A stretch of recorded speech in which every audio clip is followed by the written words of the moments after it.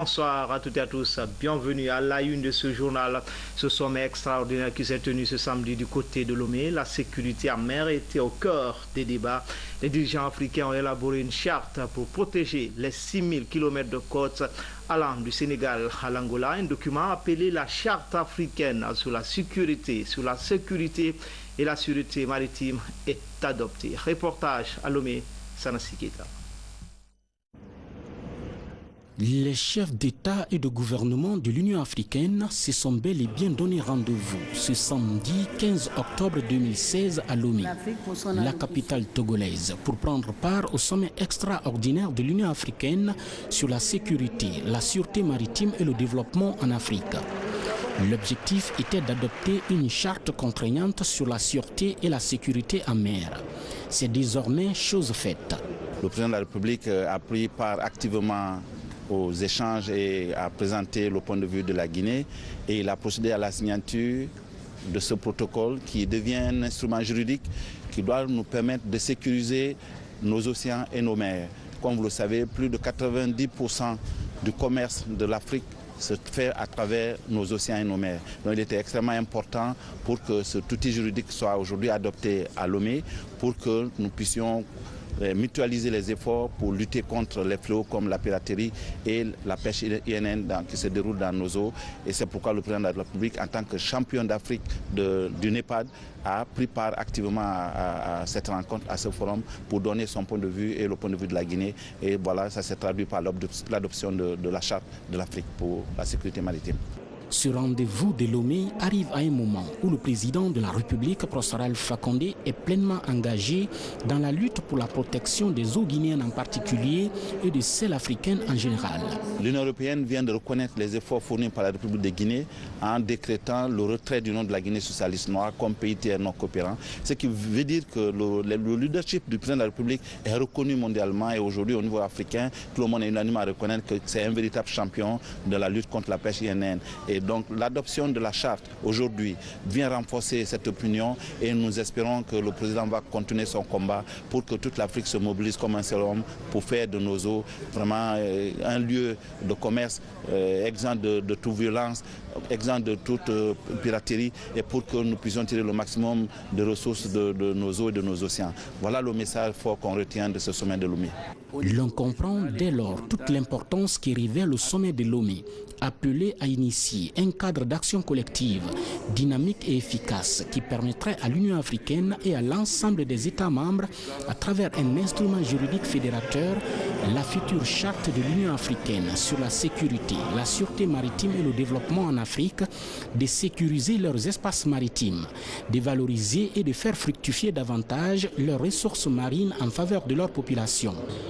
Dans la foulée, le président de la République, Prosper Alpha Condé, a échangé avec plusieurs chefs d'État africains sur non seulement la sécurité, la sûreté maritime et le développement en Afrique, mais aussi et surtout sur plusieurs sujets brûlants du moment, notamment l'énergie. Prosper Alpha Condé, coordinateur des énergies renouvelables en Afrique, a affiché toute sa détermination à ses homologues de faire en sorte que les grands projets énergétiques du continent soient le plus vite que possible réalisés au profit des millions d'Africains qui continuent aujourd'hui de végéter dans l'obscurité. En plus bref et en image à tourisme avec la signature d'une convention entre l'Office national du tourisme et l'Université d'Agadir, c'est au Maroc, elle vient renforcer l'ONT dans sa vocation d'offrir des opportunités de formation aux étudiants et personnels des structures hôtelières en pleine expansion en Guinée. Nous y reviendrons dans nos prochaines éditions d'information. Ce 16 octobre, l'humanité célèbre la journée mondiale de l'alimentation, une occasion pour sensibiliser l'opinion sur la situation des personnes souffrant de faim dans le monde. Cette année, l'accent est mis sur l'éducation au changement climatique. Fodé Camara nous signe ce reportage. À travers le monde, des phénomènes climatiques extrêmes sont observés. Des vents violents, de fortes pluies, des vagues de chaleur et des inondations. Des phénomènes qui affectent l'agriculture, la pêche et l'élevage, principale activité des couches vulnérables. Voilà pourquoi Pour son 71e anniversaire, la FAO braque les projecteurs sur les changements climatiques, avec la thématique « Le climat change, l'alimentation et l'agriculture aussi ». Lors de la COP21 en décembre dernier à Paris, la plupart des pays ont intégré l'agriculture dans leurs contributions nationales. En novembre prochain, ces mêmes pays se réuniront à nouveau à l'occasion de la COP22 au Maroc afin que ces engagements se transforment en actions concrètes. En ce qui concerne la Guinée, la FAO a un rôle important à jouer pour s'assurer que des corrélations sont dégagées entre la sécurité alimentaire, l'agriculture et le changement climatique. Selon les statistiques, la sous-alimentation chronique touche 900 millions de personnes dans le monde. En Guinée, en cette phase post-Ebola, l'adaptation au changement climatique est l'une des principales préoccupations des acteurs du développement rural. Sans une action concertée visant à renforcer la résilience et l'adaptation, il sera difficile pour une grande partie des populations les plus pauvres et les plus vulnérables de produire des aliments et de générer des revenus suffisants pour nourrir leurs familles. L'agriculture, l'élevage, les forêts, la pêche ou encore l'aquaculture devront jouer un rôle de premier plan dans la lutte contre le changement climatique. Ceci en adoptant des stratégies d'atténuation et d'adaptation essentielles pour combattre la pauvreté et la faim. À l'instar des préfectures du nord du pays, Gawal, Koundara et Mali, la zone côtière située en front de mer est aussi vulnérable. L'une des localités qui illustre le mieux ce phénomène des changements climatiques est Koba, une grande zone de production dans la préfecture de Bofa. Un grenier qui va abriter demain la 36e journée mondiale de l'alimentation. À présent, cette feuille d'audience, le chef de gouvernement rencontre le bureau exécutif de la Confédération africaine de handball. Ce nouveau bureau a loué les efforts des autorités guinéennes dans la promotion de cette discipline sportive. Compte rendu d'audience, Hadi Kamara. C'est le nouveau bureau exécutif de la Confédération africaine de handball, élu pour un mandat de 4 ans. Ce bureau est présidé par Dr Mansourou Aremou. Le congrès électif s'est déroulé à Conakry du 11 au 15 octobre. Ici, le président de la Fédération internationale de handball a tenu à féliciter et à remercier les autorités guinéennes pour la réussite de cet événement sportif en Guinée. C'est la première fois que je viens en Guinée. Je suis président de la Fédération internationale de handball depuis 16 ans et je crois que ce n'est pas ma dernière visite en Guinée, je reviendrai. Mais je voudrais vous assurer que lors de notre audience avec M. le Premier ministre, nous avons eu une oreille attentive de sa part et nous croyons qu'il mettra tous les moyens nécessaires pour pouvoir aider la Fédération guinéenne de handball à pouvoir avancer dans le bon sens. Le Premier ministre est prêt aujourd'hui avec le gouvernement à laver le dos à cette fédération dynamique parce que tout simplement cette fédération a été la première à se laver le ventre. Créée en 1973 à Lagos, la Confédération africaine de handball compte aujourd'hui 54 pays membres. Et notre pays, la Guinée, met les bouchées doubles à travers sa fédération présidée par Paye Camara pour assurer et garantir la performance de cette discipline sportive chez nous. Le professeur Alpha Condé, président de la République, et au nom du gouvernement, au nom de la famille sportive guinéenne et au nom de tous nos concitoyens, vous remercier très sincèrement pour ce geste magnanime que vous venez de poser en pensant à notre pays.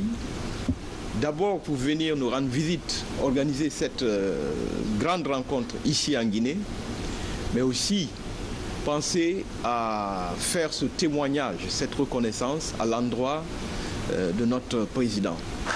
Je dois dire que finalement, je n'aurai pas beaucoup à faire parce que au regard de tout ce que j'ai appris dernièrement et au cours de ces derniers jours, nous avons dans ce secteur, dans ce domaine, une fédération qui travaille bien. Je crois que ça, c'est important de le souligner. Les fédérations sportives, les disciplines sont très nombreuses, mais ce n'est pas tous les jours que nous avons l'occasion de retrouver une fédération, une discipline sportive réunie ici en Guinée avec des messages aussi positifs. Donc je voudrais féliciter les membres de notre fédération pour ce travail, parce que si la famille sportive du handball s'est déplacée ici, c'est parce qu'il y avait un cadre, il y avait un travail qui était fait. Et je suis certain que si ce cadre n'existait pas, vous ne serez pas ici aujourd'hui. Donc je voudrais féliciter Monsieur le Président et tous les membres de la Fédération guinéenne de handball pour ce travail. Que ce travail serve d'exemple aux autres fédérations. Occasion pour le président de la Fédération internationale de handball, l'Égyptien Dr Hassan Moustapha, de décerner la plus haute distinction honorifique au chef de l'État, professeur Alpha Condé, pour son implication personnelle dans le cadre de la promotion de cette discipline sportive en Guinée. Un accord sur la baisse du roaming en Guinée entre la Guinée et le Sénégal. Autorités guinéennes et sénégalaises échangent sur la question. Le ministre Mami Diaby et le directeur de l'ARPT du Sénégal entendent sceller un partenariat les jours à venir. Explication Maurice Sidibé, Abdoulaye Ninguelande Diallo. La baisse des tarifs de roaming entre la Guinée et le Sénégal en négociation à Conakry. Pour la mise en œuvre de cette politique commune entre les deux pays, un accord pourrait bientôt voir le jour. Dans les jours à venir, je pense qu'un accord sera signé entre le Sénégal et la Guinée pour faire en sorte que le roaming, le free roaming soit une réalité entre nos deux pays. Après, je pense qu'il va falloir faire la même chose avec les autres pays de la sous-région. Ce système dénommé Free Roaming va alléger les coûts de la téléphonie entre les clients des deux pays. Les Guinéens vivant au Sénégal, les Sénégalais vivant en Guinée, ou les déplacements de nos populations de part et d'autre de nos frontières, vous verrez que les activités économiques sont considérables. Les relations familiales sont considérables. Donc, il est superflu de notre point de vue, du point de vue de nos chefs d'État, que ces déplacements soient entravés par des charges qui ne se justifient pas. Il y a quelques mois, la Guinée et le Mali ont signé un accord sur le système roaming.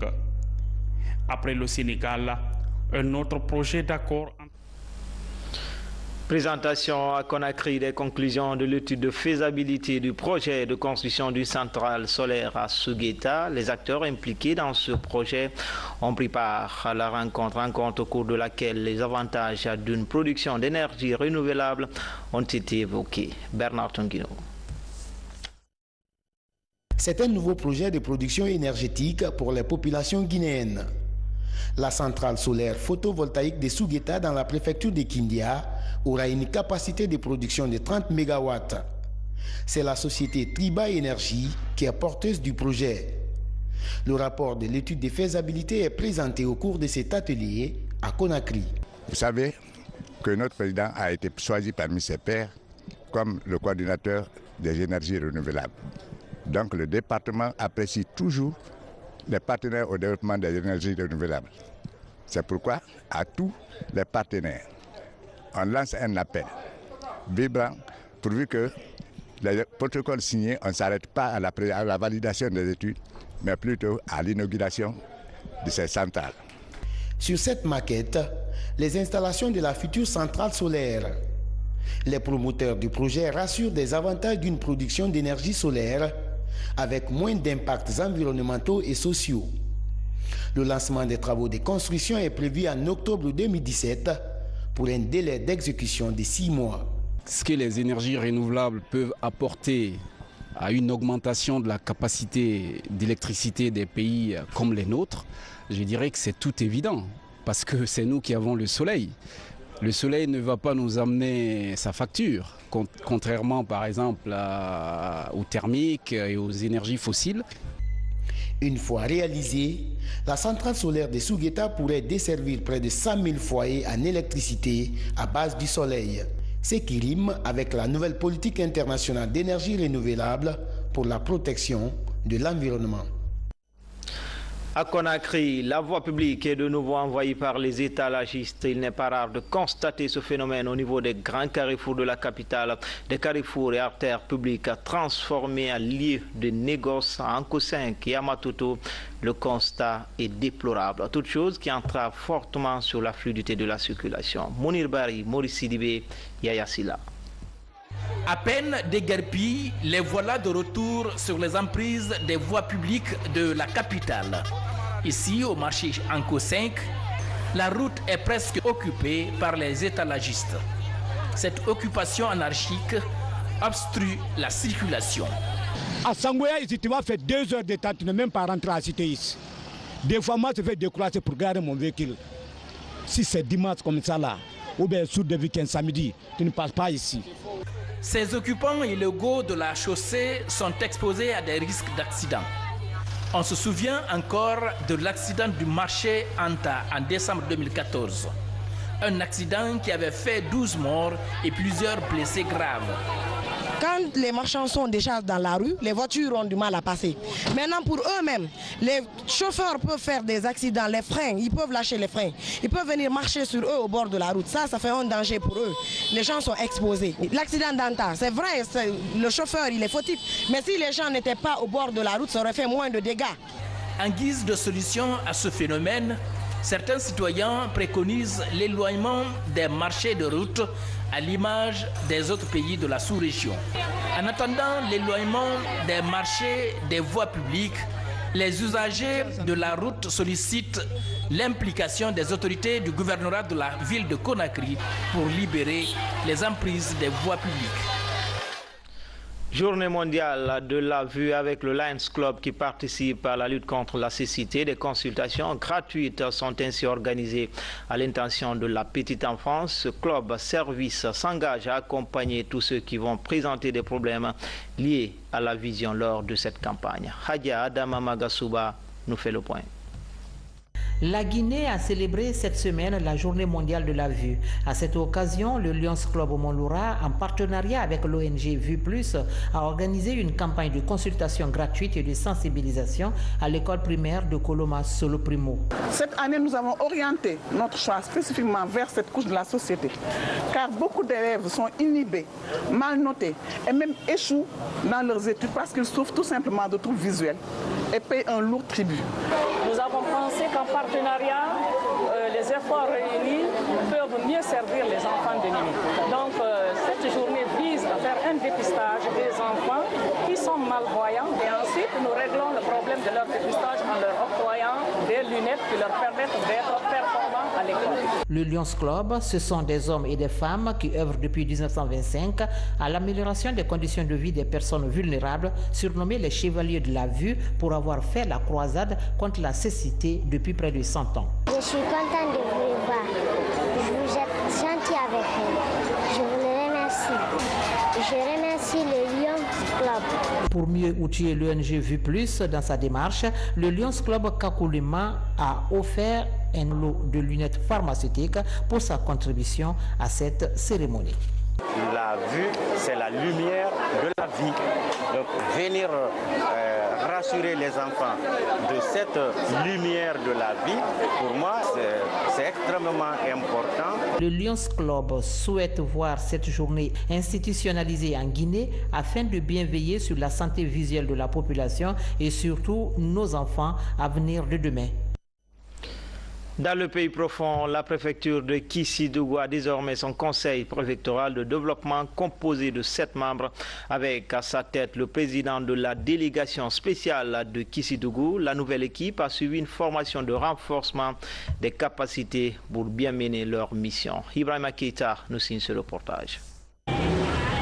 Après Kindia, Kouroussa, Sigiring et Lola en 2011, le ministère de l'administration du territoire continue son offensive pour la mise en place des conseils préfectoraux de développement.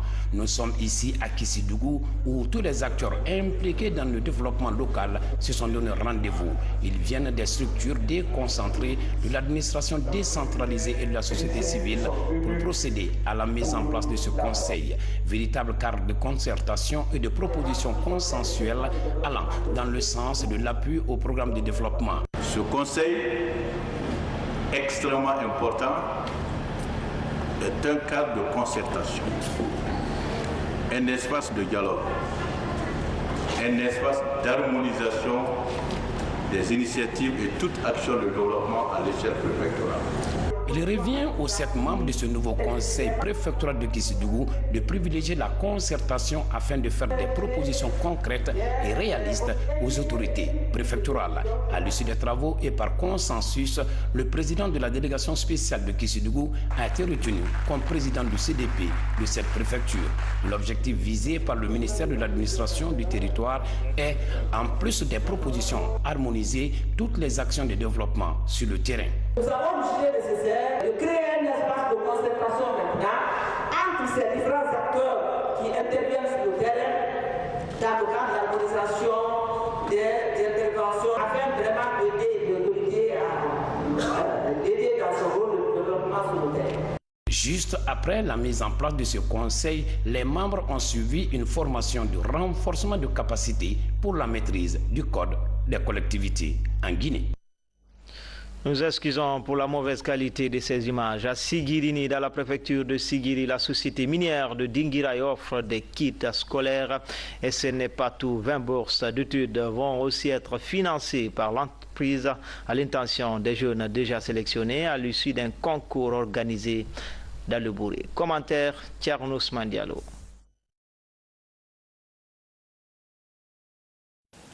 Les 20 bourses d'études et les kits scolaires offerts sont d'une valeur de plus de 250 millions de francs guinéens. Un soutien précieux apporté aux parents d'élèves des zones autour de la mine de la société minière de Dinguiraye, la SMD. À travers cet acte, elle entend encourager la scolarisation en milieu rural et se montrer plus proche des communautés. De faire désireux. Ça fait partie de la responsabilité sociétale et de la vision du groupe d'apporter ces assistances, parce que si nous voyons que la communauté autour de nous, tout le monde ne peut pas avoir du boulot, mais cependant la société doit penser aux futures générations de cette communauté en les soutenant et en investissant dans leur éducation, et cela à travers des gestes qu'ils viennent de faire. Grâce aux bourses d'études qu'ils ont obtenues, les 20 jeunes de Sigirini vont apprendre durant 3 ans des modules de formation professionnelle et espérer intégrer le marché de l'emploi afin de contribuer activement au développement de leur localité. Ça fait un geste vraiment pouvant aider la communauté à s'en sortir dans l'ornière qui est la formation. Alors, nous, candidats, nous nous sommes concertés et nous avons conclu que cette formation sera tenue jusqu'au bout, donnant l'engagement. Les kits scolaires, eux, vont être gracieusement remis à 15 différents établissements dans la zone pour conforter l'apprentissage et réduire les charges des parents d'élèves dans l'achat des fournitures scolaires. Si les enfants sont scolarisés majoritairement, c'est très nécessaire. Et aussi, les parents, s'ils savent qu'ils sont assistés chaque année, vraiment cela peut les motiver à envoyer les enfants à l'école. Dans une localité où le taux d'abandon scolaire est l'un des plus importants en raison de l'orpaillage, ce soutien de la SMD au système éducatif à Sigirini sonne aussi comme un appel à croire aux chances de réussite des jeunes à l'issue d'une formation technique notamment. Dans l'actualité encore, un jeune Guinéen révolutionne la science. Guillaume Awing, c'est son nom. Ce professeur d'université fait des exploits mathématiques. Vous allez le voir, avec lui, l'algorithme compte 100 milliards de nombres premiers. Le fruit de cette recherche a été approuvé au Cap. C'est en Afrique du Sud. Images et témoignages, Valérie Talimane en Soumani Toumani Camara. Guillaume Awing est un scientifique guinéen qui s'affirme. À 37 ans, il est un passionné de mathématiques. Professeur d'université, Guillaume fait de recherche. Il a réussi l'exploit de repousser les limites de l'algorithme de 100 000 à 100 milliards de nombres premiers. L'ordinateur le plus puissant d'Afrique vient de confirmer sa thèse. L'infiniment grand est une infinité de l'infiniment petit. Il est conseillé de rester fidèle aux petites choses pour avoir les grandes choses. Notre travail était en ligne. L'université Mafeking de l'Afrique du Sud a vu notre travail en ligne à travers l'agrégé mathématicien Dr Patrice Okuma. Ils nous ont invités, nous nous sommes rendus en Afrique du Sud. En Afrique du Sud, nous avons réussi à repousser les limites de notre trouvaille, notre algorithme, l'algorithme de sécurisation des données sur Internet, l'algorithme de la répartition des nombres premiers, l'algorithme de la sécurisation des informations. Cet algorithme que nous avons réussi à établir ainsi en Guinée. Les démonstrations du chercheur guinéen à l'université sud-africaine Western Cape impressionnent la société des mathématiciens. Ce docteur sud-africain a tenu à se rendre à Conakry pour saluer la trouvaille de Guillaume. Ces travaux, il se trouve qu'ils sont très importants parce qu'il y a un réseau, un faisceau de plus en plus fort d'évidence qui suggère ou qui met en évidence le fait que les résultats du professeur Awing sur l'organisation intrinsèque des nombres premiers ouvrent la voie à beaucoup de possibilités, aussi bien conceptuelles que pratiques. Les nombres premiers, c'est la base des nombres. Et les nombres, on les voit partout, dans les maths pures, les maths appliquées, l'ingénierie. Et le professeur Awing a mis en évidence un certain nombre de résultats sur la matrice des nombres qui véritablement offre beaucoup d'opportunités conceptuelles. En établissant cet algorithme mathématique, Guillaume Awing aura réussi là où plusieurs chercheurs ont buté depuis des millénaires. L'enfant de Sanyapolia, situé à 25 km de Bofa, a encore de beaux jours devant lui. Et avec lui, Conakry se positionne comme une capitale africaine des mathématiques. L'érudit guinéen Cheikh Souleymane Sidibé est aux États-Unis d'Amérique. C'est dans le cadre des consultations entre le président de Nourdine Islam et la fédération UNESCO des USA. Il a également rencontré des sénateurs new-yorkais. Fatoumata Samora depuis New York. C'est son énième voyage aux États-Unis d'Amérique depuis sa nomination en 2015 comme ambassadeur de l'UNESCO pour la paix. De l'aéroport international John Kennedy de New York, l'érudit guinéen se rend à Manhattan. Au siège des Nations Unies, Cheikh Souleymane Sidibé rencontre l'ambassadeur de l'Union africaine à l'ONU. Tété Antonio salue et magnifie le combat de Jansoumana Solo en faveur du rayonnement de l'islam, de la cohésion entre les peuples du monde. Après ce tête-à-tête d'une demi-heure, l'érudit se rend en Albanie, la capitale de l'État de New York. L'homme de paix est reçu à la chambre basse du Sénat. Au menu des discussions entre Cheikh Souleymane Sidibé et le sénateur Félix Ortiz, la consolidation de la paix, la lutte contre la montée de l'islamisme radical et le djihadisme.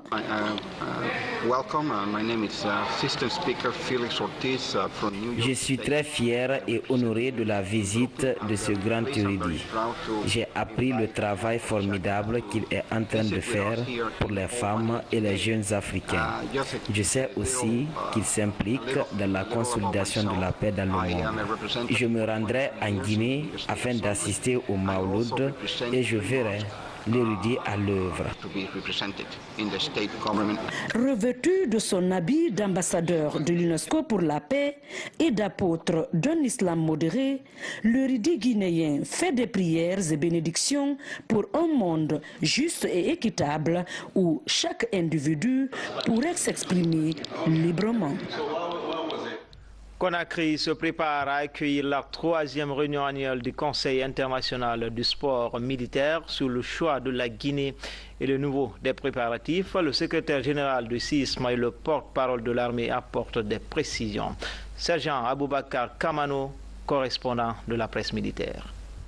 Le Conseil international du sport militaire, CISM, est l'une des plus grandes organisations multidisciplinaires dans le monde. L'amitié par le sport est sa devise. Son but est de contribuer à la paix mondiale en unissant les forces armées à travers le sport. Cette année, pour débattre des questions relatives aux activités et programmes du Conseil, l'honneur est revenu à la Guinée d'abriter la 3e réunion annuelle du comité directeur du CISM. Le choix de la Guinée n'est pas fortuit, que notre pays est membre actif de cette organisation depuis 1981 et aujourd'hui la politique d'ouverture de notre gouvernement rend facile de telles assises internationales chez nous. Au sein même du comité directeur, la Guinée est le seul pays africain à avoir 2 membres statutaires. Depuis l'annonce de cette nouvelle, les autorités militaires guinéennes ne ménagent aucun effort pour une parfaite réussite de cet événement de l'instance suprême du sport militaire à Conakry. C'est l'occasion de remercier très sincèrement les autorités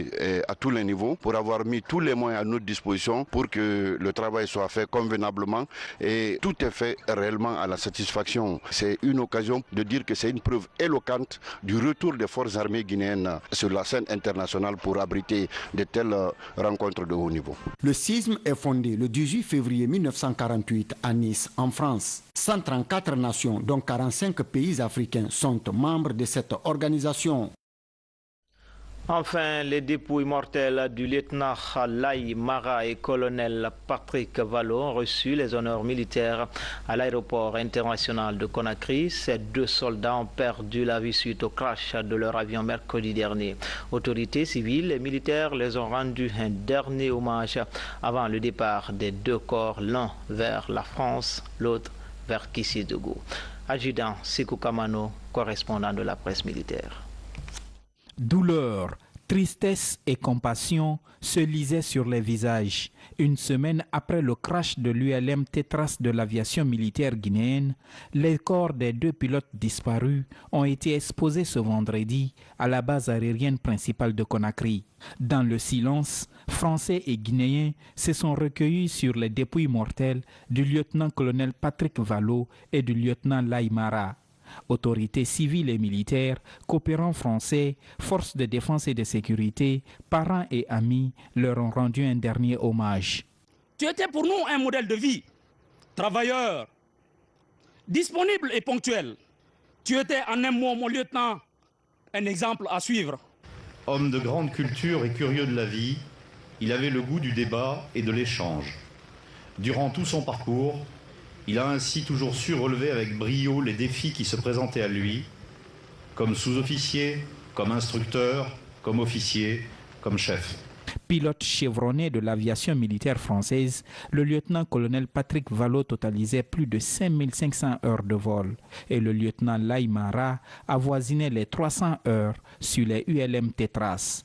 Les nations françaises et guinéennes leur décernent la médaille militaire d'or pour leur bravoure et leur patriotisme. Les grandes douleurs sont certes muettes, mais je vous prie de me permettre d'exprimer au nom du chef des armées, le professeur Alpha Condé, notre grande consternation, celle de l'armée et de la Guinée dans tout son ensemble. Lieutenant-colonel Valo, lieutenant Mara, votre sacrifice n'est pas vain.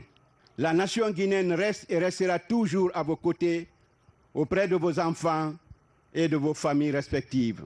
Le corps du lieutenant-colonel Patrick Valo a été rapatrié ce soir pour la France. Le lieutenant Laï Mara a rejoint sa dernière demeure dans son Kissidougou natal.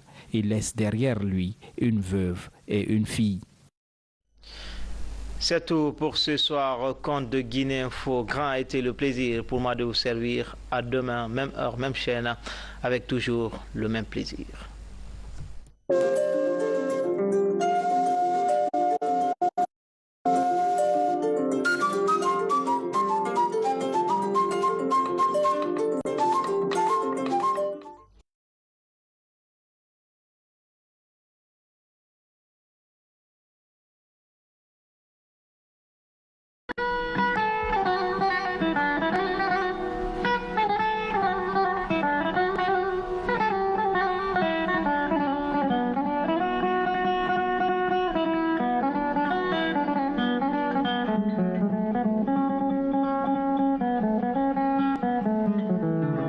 Farana, ville située à 450 km de la capitale, est limitée